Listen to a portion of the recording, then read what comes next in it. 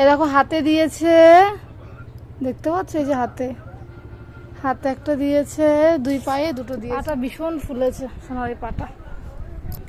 মাহি দুটো পায়ে ইঞ্জেকশন, একটা হাতে ইঞ্জেকশন দিয়েছে। মাহির পাটা তো ভীষণই ফুলেছে। মাহি সে মানে যে জায়গাটা ব্যথা আছে সেই জায়গাটা জেল লাগিয়ে দিচ্ছে। মাহি কিন্তু এখন সব বুঝতে পারে। মাহি এটা 16 মাসের ভ্যাকসিনটা কমপ্লিট হয়ে গেছে।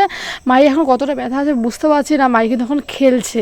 যখন ইঞ্জেকশনটা দিয়েছিল প্রচণ্ড কান্না করছিল, আর ইঞ্জেকশনটা ফোটানোর সময় না খুব রক্ত বেরিয়েছিল। আমরা সবাই একটু ঘাবড়ে গেছিলাম, একটু তো ব্যথা আছে, তবু মাহি ভীষণ সাহসী।